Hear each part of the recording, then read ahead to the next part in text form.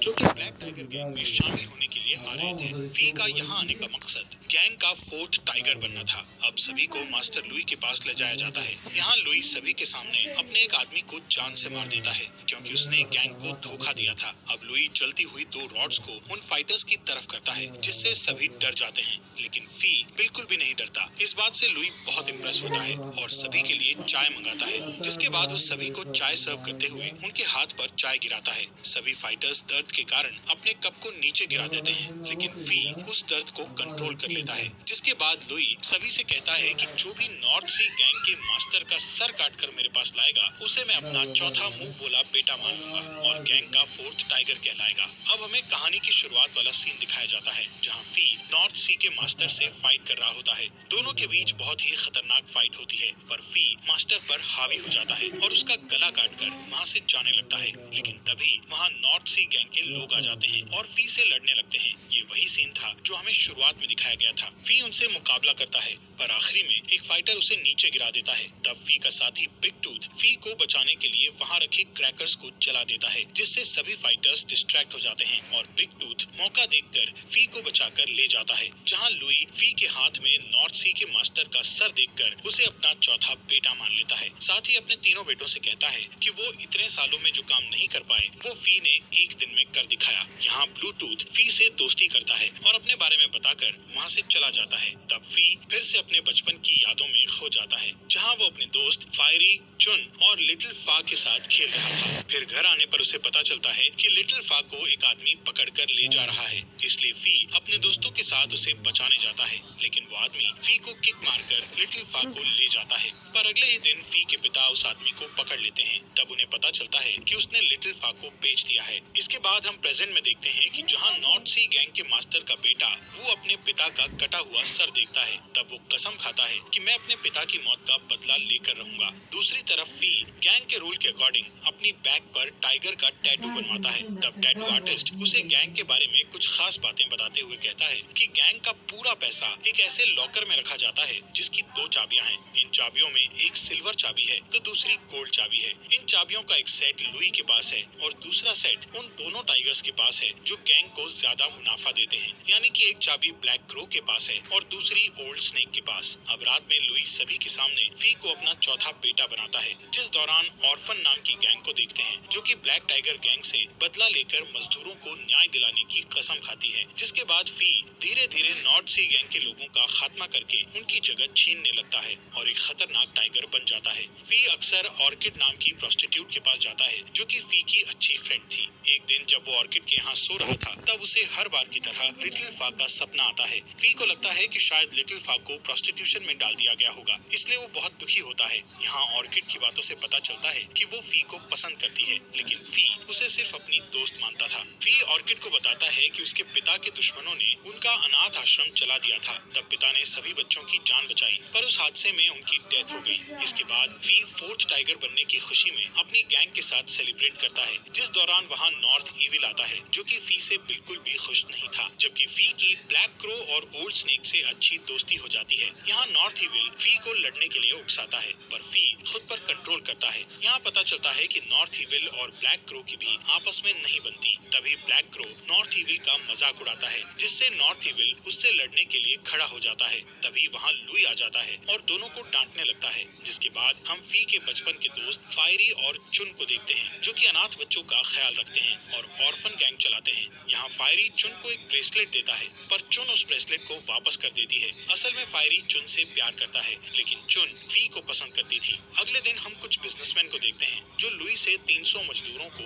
विदेश भेजने की डील करते हैं, जिसके लिए लुई मान जाता है और 300 मजदूरों को किडनैप करके उन्हें विदेश भेजने का सोचता है। इसके बाद फी लुई से पूछता है कि कुछ मजदूर विदेश जाकर काम करना चाहते हैं तो उन्हें किडनैप करने की क्या जरूरत है, जिस पर लुई बताता है कि बिजनेसमैन उन मजदूरों को हमेशा के लिए खरीदने वाले हैं। यहाँ लुई फी से वू को ढूंढने के लिए कहता है क्योंकि लुई को लगता है कि वो अपने पिता का बदला जरूर लेगा। दूसरी ओर फायरी और चुन को पता चलता है कि एक बच्चा बीमारी के कारण मर गया है, जिस वजह से वो बहुत दुखी होते हैं। इसके बाद हमें फिर से फायरी और फी का अतीत दिखाया जाता है, जहाँ वो दोनों अपने पिता की मौत का बदला लेने आश्रम में आग लगाने वाले आदमी के पास जाते हैं, लेकिन किसी ने पहले ही उस आदमी को मार दिया था। तभी फी के पिता का एक दोस्त वहाँ आता है जो कि एक मंक है। वो उन दोनों को अपने साथ ले जाता है और कई सालों तक उन्हें मार्शल आर्ट्स की ट्रेनिंग देता है। साथ ही उन्हें सिखाता है कि बदला लेने से अच्छा लोगों की रक्षा करना होता है। फिर एक दिन दोनों की ट्रेनिंग कंप्लीट हो जाती है। तब दोनों मिलकर ऑर्फन गैंग बनाते हैं और लोगों की मदद करने का डिसाइड करते हैं। यहाँ हमें पता चलता है कि फी ब्लैक टाइगर गैंग में मजदूरों को बचाने के लिए शामिल हुआ है। इसके बाद हम चुन को देखते हैं जो कि लोगों के कपड़े सिलने का काम करके यहाँ रह रही थी। तभी ऑर्किड उसे देखती है और उसे सिलने के लिए अपने कपड़े देती है। असल में चुन इस काम के जरिए वो फी को मैसेज भेजा करते थे। यहाँ फी चुन के बैग में एक मैसेज रख देता है। ऐसा करते हुए उसे ऑर्किड देख लेती है, जिसके बाद फायरी और चुन उस मैसेज को देखते हैं जिसमें ओल्ड स्नेक के पास सोने वाली चाबी होने का जिक्र होता है। इसलिए अगली सुबह ऑर्फन गैंग प्लानिंग करके ओल्ड स्नेक से चाबी छीन लेते हैं। तब ओल्ड स्नेक अपने लोगों के साथ चुन का पीछा करता है और उसे पकड़ लेता है, लेकिन तभी वहाँ फायरी और उसके साथी आकर ओल्ड स्नेक पर अटैक करते हैं और उसे जान से मार देते हैं। इसके बाद वो उसकी चाबी की कॉपी लेकर उस चाबी को वापस उसकी पॉकेट में रख देते हैं। रात में लुई को पता चलता है कि ऑर्फन गैंग ने ओल्ड स्नेक को मार डाला है, लेकिन जब वो उसकी चाबी को देखता है तो बेफिक्र हो जाता है और इस मामले पर ज्यादा ध्यान नहीं देता।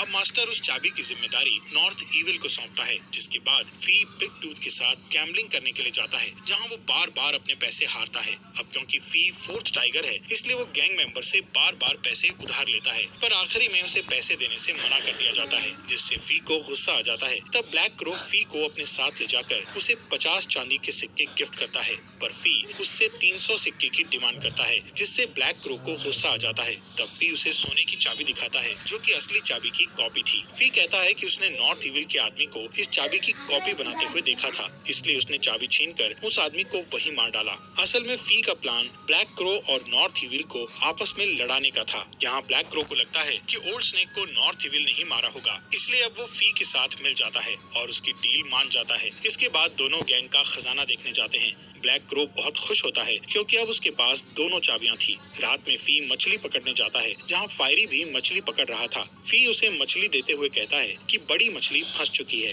तब फायरी घर आकर फी का मैसेज देखता है, जिसमें खजाने का मैप था। अगली सुबह चुन ऑर्किड की ड्रेस लौटाने के लिए आती है, जिसमें उसने फी के लिए एक मैसेज रखा था। ऑर्किड चुन से जेलस होती है क्योंकि फी चुन को पसंद करता है, इसलिए वो चुन से झूठ बोलती है कि फी अक्सर उसके कपड़े फाड़ देता है। इस बात से नाराज होकर चुन फी को देखे बिना ही वहाँ से चली जाती है। यहाँ फी मैसेज देखता है जिसमें लिखा था कि वो अगले दिन अपना काम शुरू कर देंगे, जिसके बाद लुई फी को अपने हथियार दिखाने के लिए ले जाता है। लुई बताता है कि ओल्ड स्नेक के मरने के बाद उसे लगता है कि कोई उसके खिलाफ षड्यंत्र रच रहा है। तभी वो अपने लोगों के साथ वहाँ आ जाता है और उनके बीच फाइट शुरू हो जाती है। लुई भी मार्शल आर्ट में एक्सपर्ट होता है, इसलिए बड़ी आसानी से अपने दुश्मनों को मारने लगता है। वहीं फी और वू के बीच फाइट होती है। वू फी पर हावी हो रहा होता है। इसी बीच वू के और भी लोग आ जाते हैं, जिनसे लड़कर लुई उन्हें मारने लगता है। दूसरी ओर वू फी पर कंटिन्यू अटैक करता है। तब लुई आकर उसे बचाता है, जिसके बाद फी मौका देखकर वू का हाथ काट देता है, पर फी उसे जान से मारना नहीं चाहता था, इसलिए लुई फी की तलवार पर किक करके वू को मार देता है। दूसरी ओर ऑर्फन गैंग लुई के अफीम वेयरहाउस को जला देती है, जिस दौरान फायरी को लुई के लोग देख लेते हैं और उसका पीछा करने लगते हैं। दूसरी तरफ ब्लैक क्रो चुन को भागते हुए देखकर उसका पीछा करता है। इधर मास्टर को कुछ समझ नहीं आता। तब फी इस मामले को सुलझाने के लिए वहाँ से चला जाता है। इसके बाद हम फायरी को उन लोगों से लड़ते हुए देखते हैं, लेकिन ज्यादा लोगों के कारण फायरी वहाँ फंस जाता है और वो लोग उसे पकड़ लेते हैं। वहीं ब्लैक क्रो चुन का पीछा करते हुए एक घर में पहुँच जाता है, जहाँ फी अपने लोगों के साथ पहले से ही उसका इंतजार कर रहा था। यहाँ पता चलता है कि चुन के पेरेंट्स को ब्लैक क्रो ने मारा था। अब वो सभी मिलकर ब्लैक क्रो को मार डालते हैं और उससे दोनों चाबियां चुरा लेते हैं, जिसके बाद फी चुन को बताता है कि वो भी उससे प्यार करता है और अगले ही दिन फायरी को ये बात बता देगा। चुन उससे ऑर्किड के बारे में पूछती है, जिस पर वो बताता है कि ऑर्किड सिर्फ उसकी दोस्त है। अब जैसे ही फी ब्लैक टाइगर के हेडक्वार्टर में जाता है तो देखता है कि उन लोगों ने फायरी को पकड़ लिया है। मास्टर लुई फी से उसे मारने को कहते हैं। तब फायरी लुई को बताता है कि उसका खजाना चोरी होने वाला है।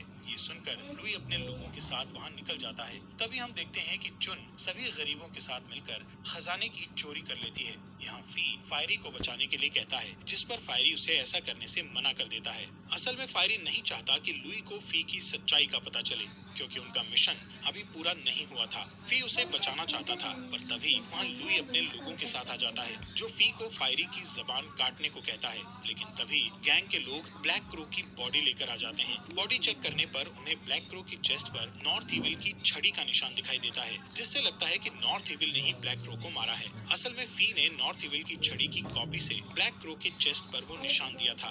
नॉर्थ इविल लुई से कहता है कि उसे फंसाने के लिए किसी ने ऐसा किया है, और गुस्से में आकर फायरी को सब कुछ सच बोलने को कहता है, जिस पर फायरी उसके कान में कहता है कि वो कुछ नहीं बताएगा, और अचानक ही अपनी गर्दन को ओल्ड स्नेक की तलवार के पास लाकर काट लेता है, जिससे फायरी की वहीं पर डेथ हो जाती है। अब सबको लगता है कि नॉर्थ इविल ने जानबूझकर फायरी को मारा है, लेकिन लुई को अभी भी शक था कि इन सब के पीछे किसी और का हाथ है। यहाँ फी फायरी की मौत से दुखी होकर उसके साथ बिताए अच्छे दिनों को याद करने लगता है। इसके बाद हम फी को ऑर्किड के पास देखते हैं। फी बहुत रोता है और ऑर्किड को फायरी की मौत के बारे में बताता है। फी को समझ नहीं आ रहा था कि वो अब फायरी के बिना उन 300 मजदूरों का पता कैसे लगाएगा। साथ ही नॉर्थ इविल को भी उस पर शक हो गया है। तभी हम देखते हैं कि बिग टूथ फी की बातें सुन रहा है, लेकिन वो इसके बारे में किसी को नहीं बताता है। फी बाजार में आकर नोटिस करता है कि लुई के लोग चारों तरफ फैले हुए हैं, लेकिन वो ऑर्फन गैंग को अलर्ट रहने और मिशन को अवॉइड करने का सोचता है। फी एक स्टोरी सुनाने वाले आदमी के पास जाता है और उसे एक ऐसी स्टोरी सुनाने को कहता है जिसे सुनकर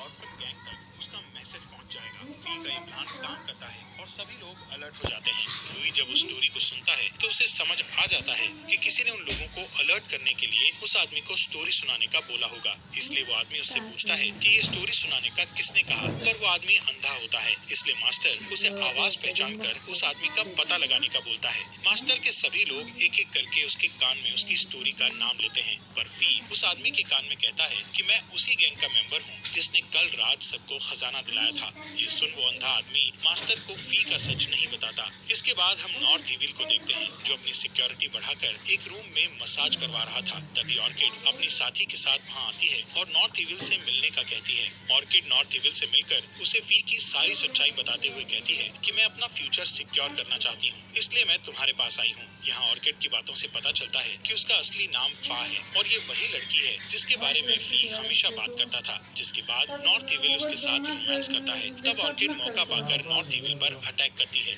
लेकिन वो उसे पकड़ लेता है और जान से मार डालता है। अब वो ऑर्किड की साथी की ओर आता है, जो कि चुन होती है। जैसे ही नॉर्थ इविल उसके पास आता है, वो उसे जान से मार देती है और वहाँ से भाग जाती है। यहाँ हमें पता चलता है कि ऑर्किड ने फी के लिए ही नॉर्थ इविल को मारने का डिसीजन लिया था, क्योंकि वो हमेशा के लिए फी के दिल में रहना चाहती थी। दूसरी तरफ फी को मजदूरों की लोकेशन पता चल जाती है। जब फी चुन के साथ होता है, तब चुन उसे ऑर्किड की सारी सच्चाई बताती है, जिसे सुनकर फी की आंखों में आंसू आ जाते हैं। अगले दिन फी अपने लोगों को इकट्ठा करके लुई से लड़ने का कहता है और फिर सभी लोग पूरे शहर में लुई की सच्चाई के बारे में बताने लगते हैं, जिसके कारण सभी लोग लुई के खिलाफ हो जाते हैं। तब लुई ऐलान करता है कि जो भी फी को मारेगा उसका मुंह बोला बेटा बन जाएगा। जिसके बाद लुई के लोग पूरे शहर में दंगे करके लोगों को मारने लगते हैं। तभी हम फी को देखते हैं, जो अपने साथी को बचाकर ले जा रहा होता है। तब बिग टूथ उसकी हेल्प करता है और गैंग के खिलाफ लड़ाई करता है। इसके बाद फी अपने साथियों के साथ जाकर मजदूरों को आजाद कर देता है